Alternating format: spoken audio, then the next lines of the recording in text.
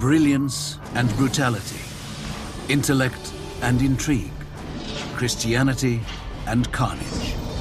This was Byzantium. They called themselves Romanos, those who continued the traditions of the Roman Empire.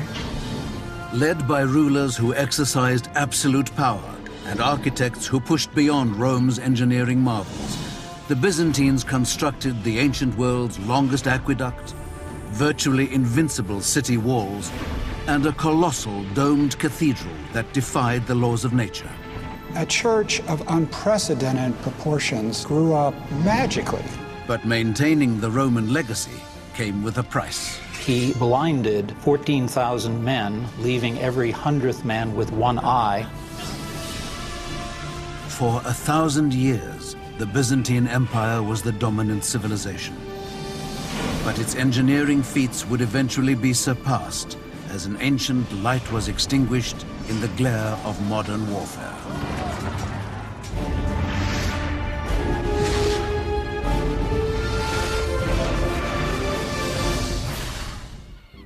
Hi, I'm Peter Weller. Byzantium was an ancient Greek city-state founded around 600 BC, named after its king Byzantus. They settled here because of this thin strip of water that connected Asia to Europe and the Black Sea to eventually the Mediterranean. This strip of water is called the Strait of Bosphorus, meaning bull track from ancient mythology.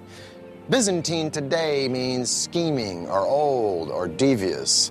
But during its 1,100 years, the Byzantine Empire would not only be the savior to the Western world's profound heritage of law and literature, but it would put Christianity on the fast track and along the way give us the artisans and builders and craftsmen who would eventually light up the Renaissance right into the 21st century. And all of this would happen under the auspices of a single emperor named Constantine, who of all of the fakers and charlatans that history has coughed up to steal the moniker the Great, Constantine really deserved it. November the 8th, 324 AD. After 2 decades of war, the Emperor Constantine finally seized sole control of the entire Roman Empire. A leader with a vision, a brilliant strategist, Constantine was a man without limits. He became emperor really through his own wiles. He is ruthless in the way he assumes power. Constantine the Great was one of those rulers that changed the world. He inherited a Roman Empire which had been divided into 2 parts. Constantine would reunite the vast empire, ruling over its western and eastern halves. He was a very astute politician, and he was faced with the problem of both administering and of managing this enormous realm.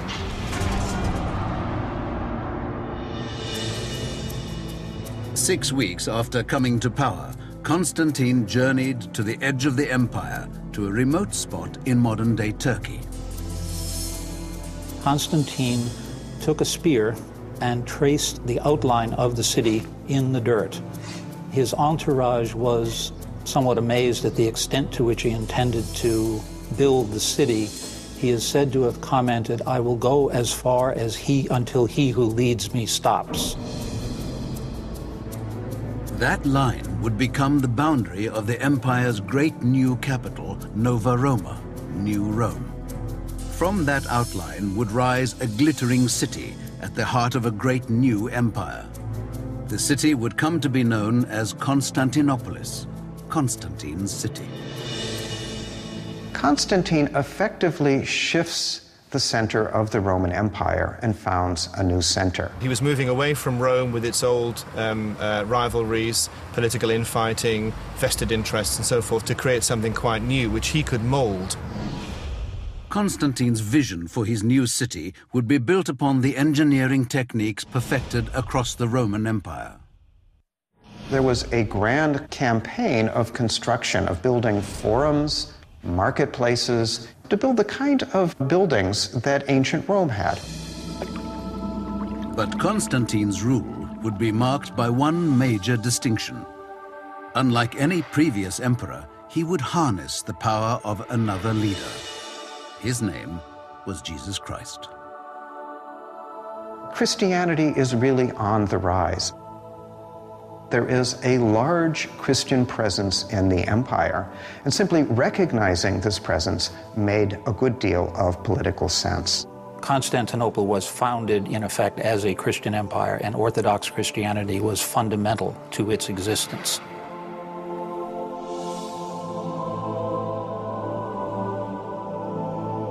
Now we have to remember that even though Constantine was venerated by Christianity, he's still an emperor. In other words, a dictator who's not only killed his son, his stepson, but also his second wife, all on the same trip to Italy. So if the boy wants a city, he's going to get a city and not take no for an answer. Problem is, how do you attract people to a dusty town in the hinterlands called Byzantium? Well, first of all, you might want to rename it after yourself. And second of all, in the style of all Roman emperors, rebuild it. If Constantine could rise out of the grave today and see the success story of Istanbul, population 12 million, 2 million tourists a year, he'd probably faint. Because in 337 AD, when he dies, not only is the city half done, but he's got a big problem. Bulging population, one little provincial aqueduct in a city surrounded by sea. So there's water everywhere, but not a drop to drink. By the mid-4th century, the city was dying of thirst. Constantine's successors would have to develop a water supply far larger than Rome's to keep the city alive. The system they built would be one of the greatest engineering achievements of the ancient world. There were no local water resources within the city walls of Constantinople, and hence water had to be brought from a much greater distance than anywhere else in the classical world and in the Mediterranean. The task fell to an emperor named Valens, who ruled from 364 to 378 AD. Valens oversaw an ambitious plan for the world's longest aqueduct system. Completed, it transported spring water a staggering 400 miles, equal to the combined length of all the Roman Empire's aqueducts. The main line began 150 miles west of Constantinople, deep in the hinterlands of Thrace. Byzantine engineers first had to find a way to maintain a consistent downward slope to keep the water moving. There are tunnels underground, there are channels that go along the surface, and there are, where necessary, these great aqueduct bridges. Between the 4th and 6th centuries, the Byzantines built 60 aqueduct bridges. The most impressive rose nearly 90 feet. Today it's known as the Kuşun-Lugerme Aqueduct Bridge. Builders first constructed giant stone piers or supports. Once the piers were raised, masons worked on massive arches. Wooden forms held the stones of each arch in place until the keystone could be positioned and the arch completed. The framework was then built on the next tier and the process repeated.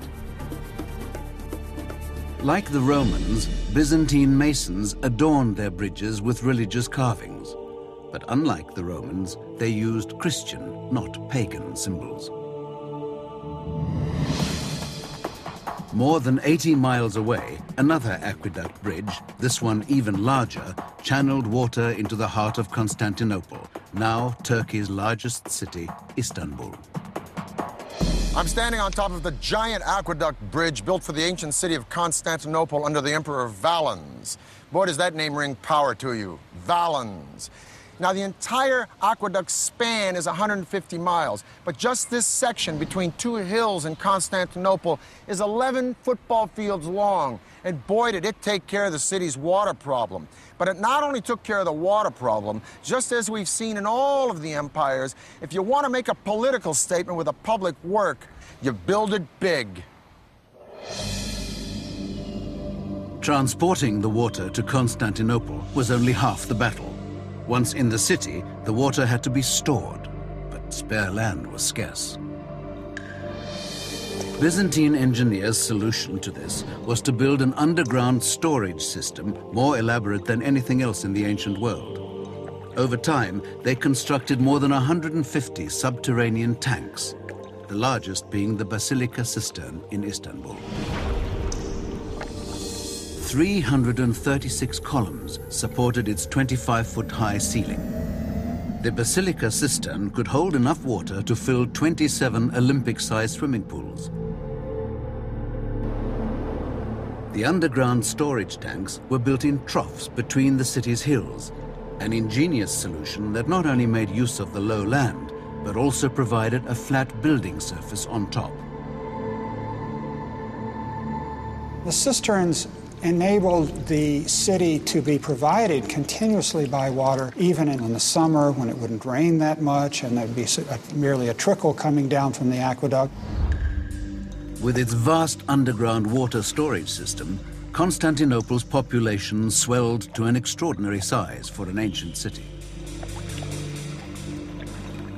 By the end of the 5th century, the population of Constantinople was approaching the 500,000 mark. No other city in Western Europe came even close. It was a city that was legendary, even for people who had never set foot in it.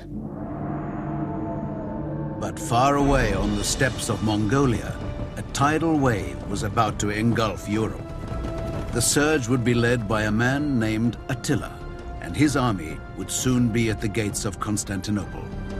It would take a brilliant feat of military engineering, the greatest defense system of antiquity, to save the city. In August 410 AD, the city of Rome fell to a Germanic tribe called the Visigoths. Citizens fled eastwards to the safe haven of Constantinople, but it was only a matter of time before a savage horde bent on destruction followed them. They were called the Huns. Now, as the West will decline, the East and Constantinople will become a boom town. Only burr in the saddle is, the richer Constantinople gets, the more those marauding northern tribes who have been attacking Italy start to look at Constantinople and go,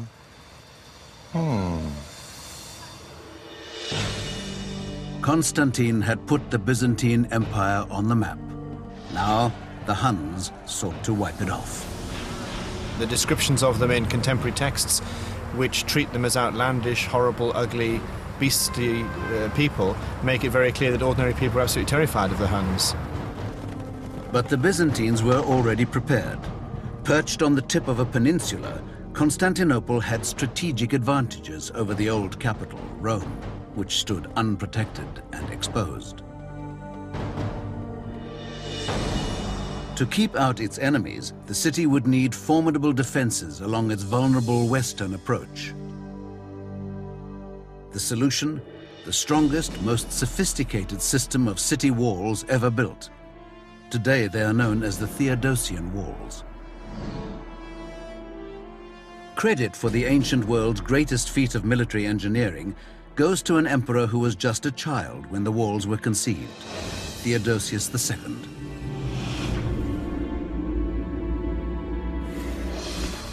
Construction on the city's defenses began when Theodosius was 12 years old. It was his prefect, Anthemius, who was the real mastermind.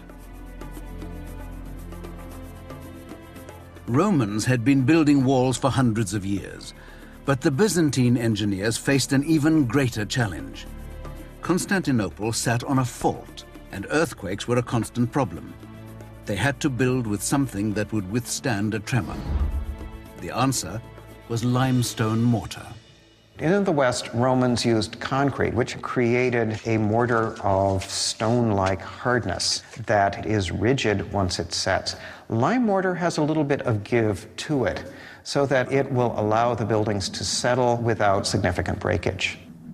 The Byzantines' ingenious design used limestone mortar alternated with bands of brick and stone. First, square stone walls were laid and filled in with brick rubble and mortar. Then, to bind the layers of stone and mortared rubble together, bands of brick, 5 courses thick, were laid throughout the width of the walls. The hidden advantage of that also is that it provides a certain flexibility against minor earth tremors, because the addition of the brick breaks up the solid face of the wall and allows the wall to absorb shock without shattering.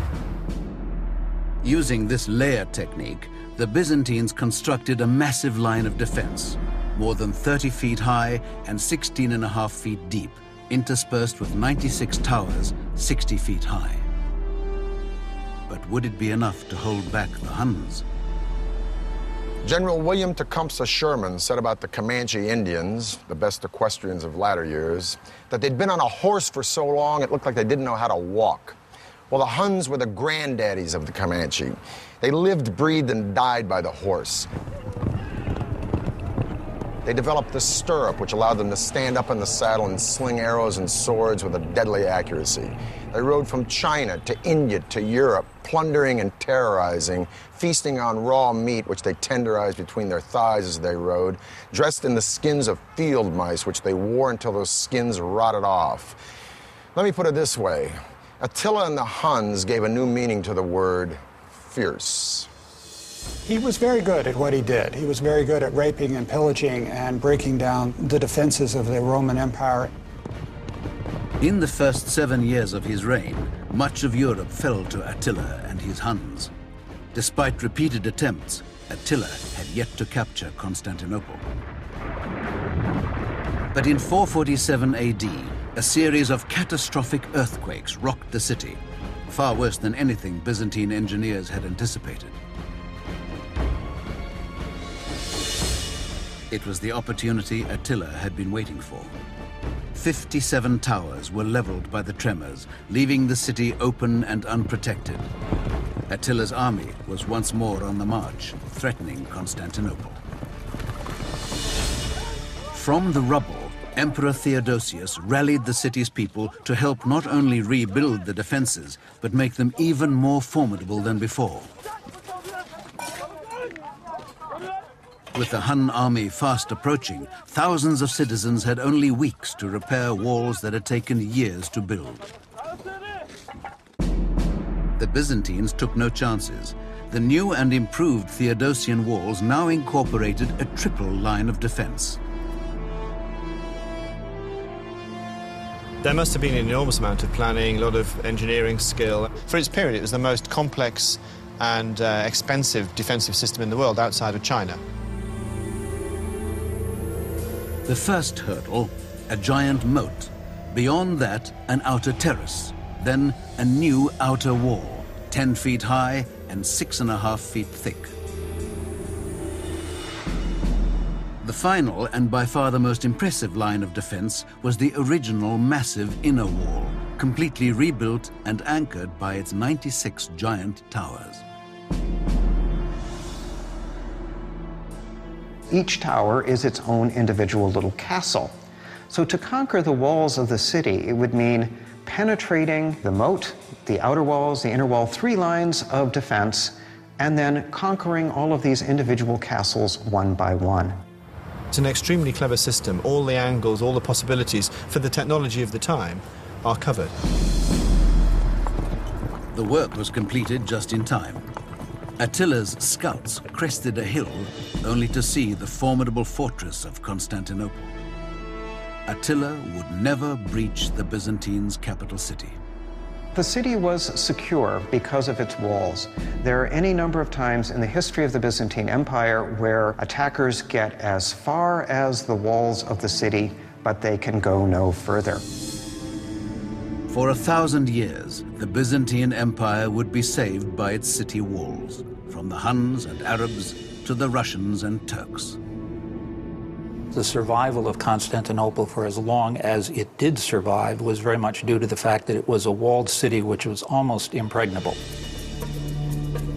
With the completion of its land barrier, Byzantine engineers turned their attention to waterborne threats. Their solution was ingenious and highly effective. One of the biggest chains ever built. Byzantine blacksmiths first forged a massive iron chain. An estimated 750 links, each measuring 2 feet, floated on logs, enabling the Byzantine navy to drag the chain across the Golden Horn and cut off the harbor. Finally protected from its enemies, Constantinople reaped enormous financial benefits. The walls of Constantinople were so thick and so large and so successful because they had to be. Constantinople was extremely rich, and it's like a bank with a very significant vault. It was the richest city in the world. Most of the world's important trade routes intersected at the city. Wealth from as far away as Egypt, China, and Russia all passed through the Byzantine capital on its way westwards. But with money pouring into the empire, enemies began to ravage the countryside looking for the spoils. The capital may have been bulging with success, but the empire was steadily shrinking as the frontiers fell one after another to marauding tribes. By the death of Theodosius II in 450 AD, the Mediterranean Sea, which had once been like Rome's private lake, now looked like a huge ocean against which the empire was nothing more than a beach resort. Reviving Constantine's Rome would be the single obsession of a very controversial emperor who would marry a very dynamic woman who possessed very special skills. Throughout the 5th century AD, the Western Roman Empire steadily disintegrated as hordes of barbaric invaders plundered its lands. In 476, the last Roman emperor abdicated the throne. To many, the Roman Empire had finally fallen. But did it really? Did it really fall? Because at the same time, here in Constantinople, the Eastern Empire is thriving. It's prospering. And in 527 AD, an emperor named Justinian comes to the throne, who's not only completely committed to recodifying all of Roman law, he's bent on reconquering Constantine's empire. Justinian I ruled during the Byzantine Empire's golden age. Yet the man who lusted after the glory of ancient Rome was actually an outsider. Well, the Emperor Justinian was born a peasant in what is now northern Yugoslavia, and he came with his uncle Justin to Constantinople to seek their fortunes. His 40-year reign would be marked by intellectual brilliance, an unparalleled work ethic, and ruthlessness. 2 years before ascending the throne, Justinian had married a beautiful, strong-willed woman named Theodora. But there was just one problem. Born to the lowest class in Byzantine society, Theodora was said to have once been a courtesan. Mindful of her somewhat dubious past, on the day he was crowned emperor, Justinian named Theodora his co-empress. Her unprecedented ascension to power sent shockwaves throughout the aristocracy. She was supposedly a prostitute hanging out around the hippodrome, involved in things like bear dancing. Not exactly sure what happens in bear dancing, but it definitely was not such a great thing. And she had a very active sex life. Together, Justinian and Theodora ruled the empire as equals. She must have been highly intelligent, and she must have been very wily, very successful at court politics. Justinian quickly realized that his legacy would be built on restoring the bygone glory of ancient Rome. He began by reclaiming Western territories that had been lost over the years. Back in Constantinople, he embarked upon a frenzied construction spree. Bad news is, to pay for this building, he went on a ballistic campaign of taxation, which was just as popular then as it probably would have been now.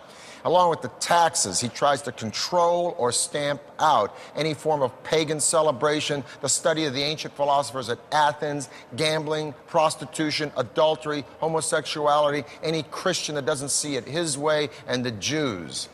He didn't have a lot of fans. But so what? He's an emperor. He's not listening to approval ratings. But you know what? He should have. As Justinian tightened his rule, the city's resentment turned to rage. To voice their anger, the Byzantine masses took to the hippodrome.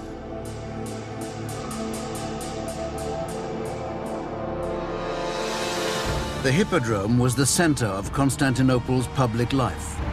Conceived as a stadium for chariot racing, it could hold as many as 100,000 people. Its construction had taken place over centuries, a colossal task that incorporated every known building technique. Shaped like an enormous U and modeled after Rome's renowned Circus Maximus, Constantinople's hippodrome was 440 yards long and 130 yards wide, but the site its architects had chosen sloped severely to the south. And there they built vaulted substructures. As was common in ancient Rome, vaulted substructures to create a level platform. Freemen and masons were brought in from all around the Mediterranean. Their first task was to build the substructure's arched wall, 4 stories high. The arches created a gallery for shops and cafes. Above the substructure, 2 tiers of columns and more than 30 stone rows surrounded the sand-covered racing track. Like all Byzantine emperors before him, Justinian sat in an imperial box called the Kathisma, giving the Byzantine people a rare glimpse of their ruler. It was a combination of sports stadium, public spectacle stadium, imperial propaganda, pulpit, all those things. It could seat huge numbers of people. Huge bets were wagered by fans of the various teams, the blues, greens, reds, and whites. They were like political factions in our world, and so disputes over soccer results as today or disputes over chariot races could take on a significant political dimension in Byzantium. The hippodrome was one of the architectural glories of Constantinople. But in 532 AD, it became the site of one of the most brutal acts by an emperor against his people. One day in early January, Justinian, by now deeply unpopular thanks to his harsh policies and heavy taxes, appeared before a raucous crowd at the hippodrome. All of a sudden they came together, and they came together against the emperor. The ceremonial political center of the empire was right there, and you had tens of thousands of people opposed to the emperor right at the core of the empire. The blues and the greens weren't like the Jets and the Sharks. They were factions that ran all the way from street thugs right up the political animal to the aristocracy. So when thousands and thousands of both blues and greens stormed the hippodrome screaming, "Nika, Nika, win, win," against these horrible taxes, it would have been like both Republicans and Democrats storming the Super Bowl screaming about the same thing, which may not be a bad idea. The sad news is it turned into a riot, and the riot turned into mayhem, and a week later, a third of the city lay in ashes. Justinian was so scared he was about to pack his bags and split. But thank goodness for a strong woman.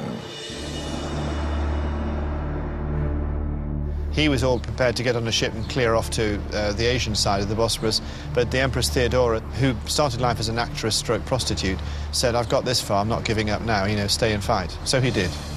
Theodora's words convinced Justinian. His response was calculated and horrifying. He dispatched his generals to gather a force and march to the hippodrome. The conclusion of the Nike riot is one of these events of biblical proportion. Justinian calls the rebels to meet in the hippodrome, suggesting that he may compromise with them. But in fact, he gets them into the hippodrome, closes the gates, and they are massacred by the imperial troops. Within minutes, all the rebels within its walls had been systematically slaughtered. The center of Constantinople's public life had become the killing grounds for an estimated 30,000 people. He was an approachable and gentle man who could, with a quiet voice, order the murder of thousands of people. The capital lay in ruins. But in the ashes, Justinian saw an opportunity. He would re-engineer an everlasting legacy in the name of absolute power. His own. From the ruins of Constantinople would rise one of the world's most magnificent churches, the centerpiece for a new religion and a monument to Byzantine engineering. 532 AD.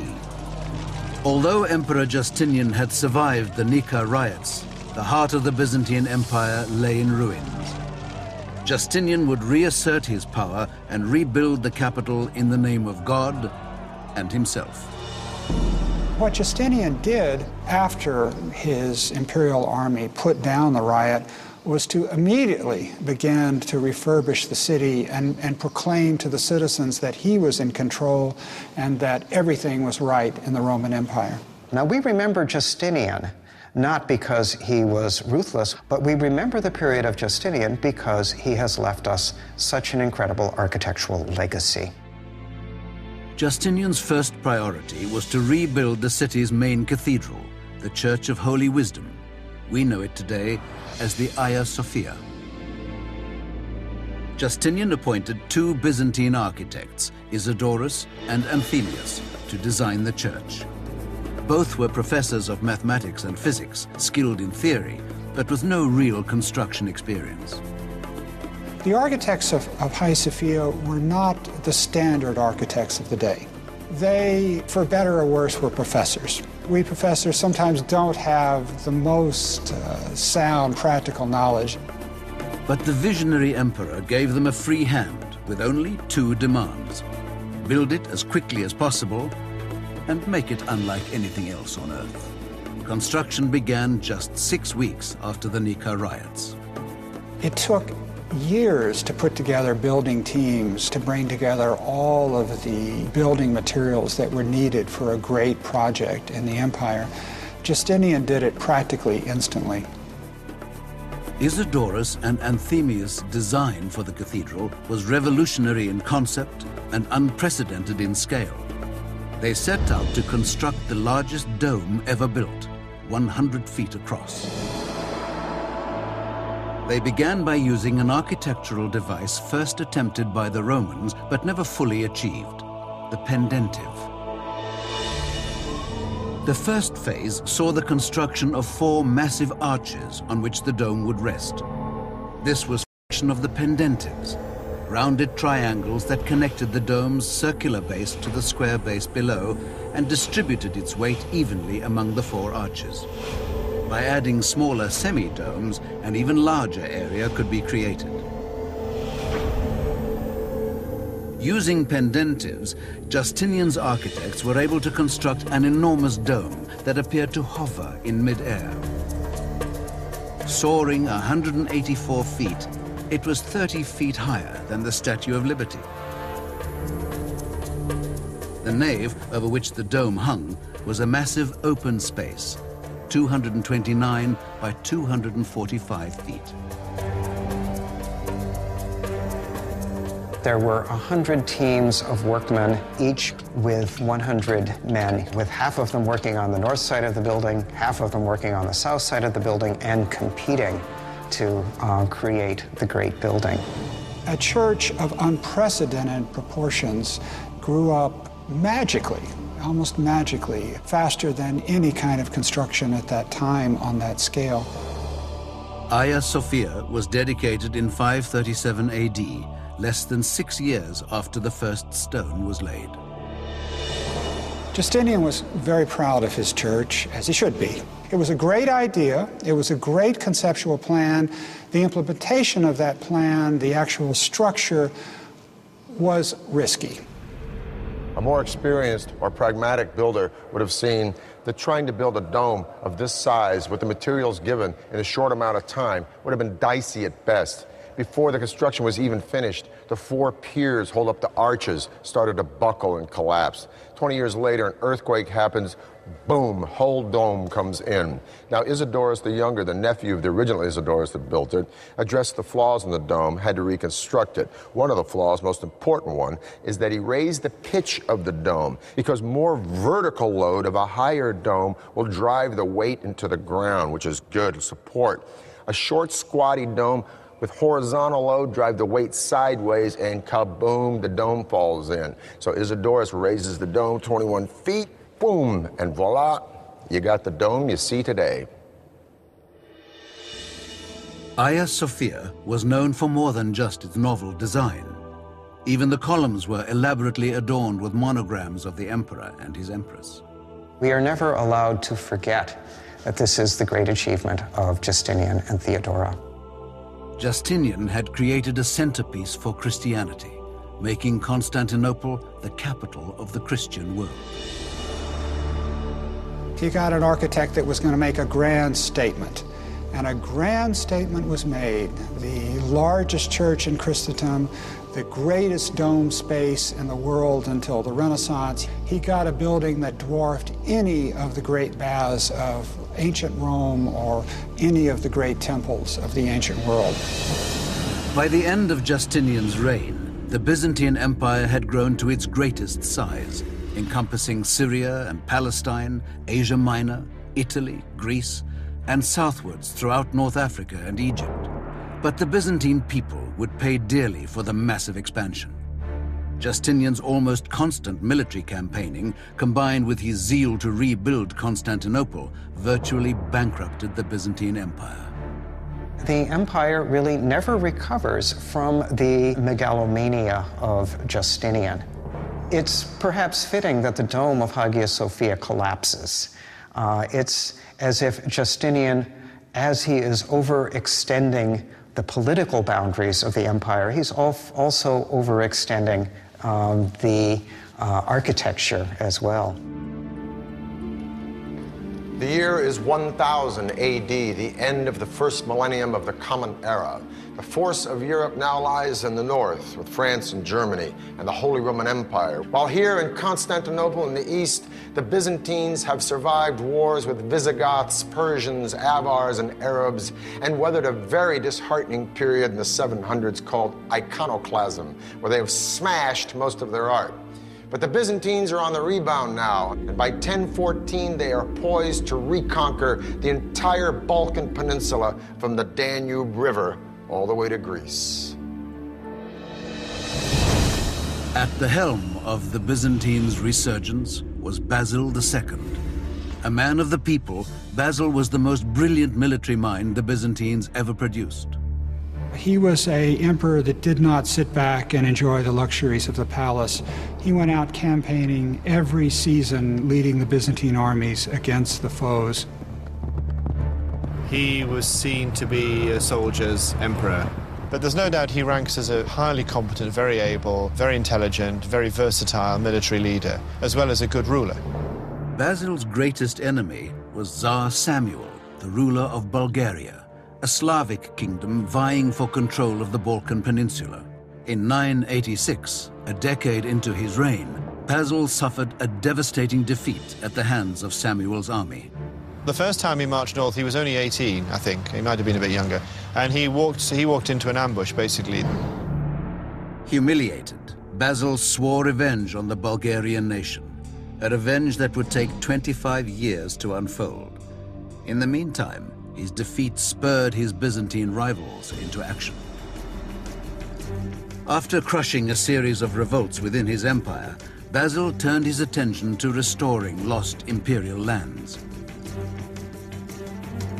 Determined to regain Byzantium's glory, he ordered his engineers to design a new model of a deadly siege weapon, the trebuchet. The trebuchet's design was based on simple principles. Using ropes, operators levered a wooden arm equipped with a sling and stone. The front and sides of the wooden frame were covered in fresh animal skins to protect it from flaming arrows. You'd have your axle and your pivoting sling.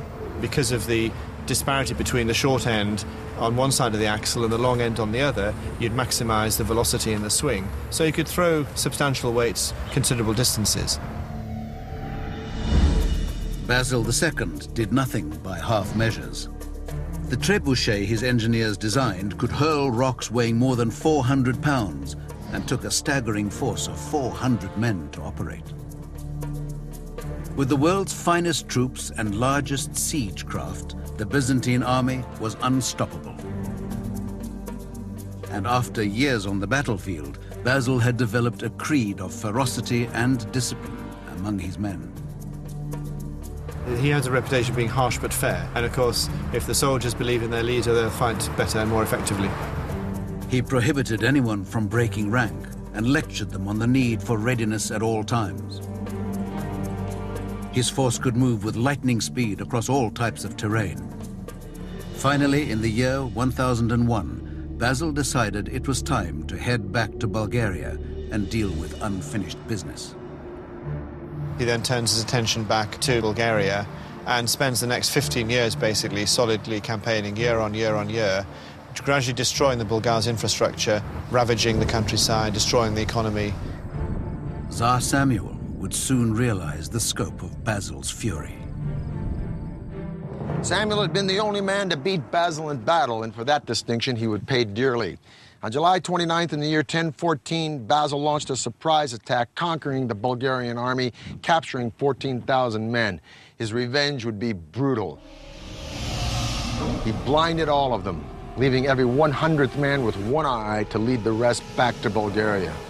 When Samuel saw his ragged and mutilated army, he collapsed, and 2 days later he died.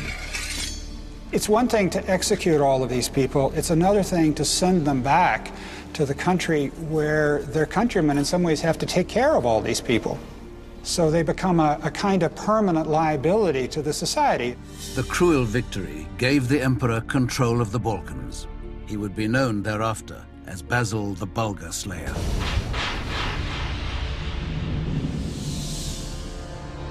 In 1025 AD, when Basil died, the Byzantines were at the pinnacle of their power, but the empire was left rudderless and vulnerable to struggles within. In subsequent times, the empire needed a great general like Basil II. They didn't have one. In 1453, the Ottomans unleashed a new weapon against Constantinople's mighty walls. Unfortunately, brick and stone were no match for cannon fire. Gunpowder and cannon changed the rules of war. Byzantium, Constantinople was built for a system of fighting that was obsolete by the 15th century. After 1,100 years, the city's fortified walls were finally breached. Constantinople was now Istanbul. The Byzantine Empire had ended, but the strength of its spirit was such that the power of the fallen empire is still felt today in literature, art, and feats of engineering.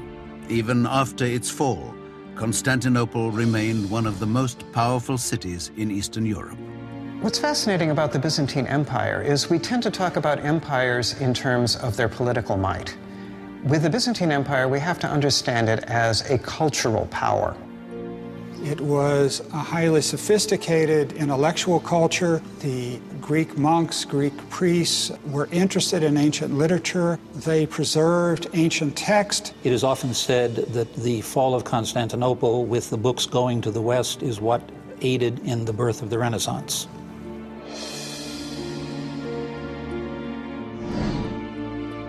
Constantinople had built magnificently. They catapulted Christianity into the world. They'd shaped the Western world's laws. They preserved the heritage of knowledge from antiquity. But the Byzantine Empire was gone for good. For the History Channel, I'm Peter Weller.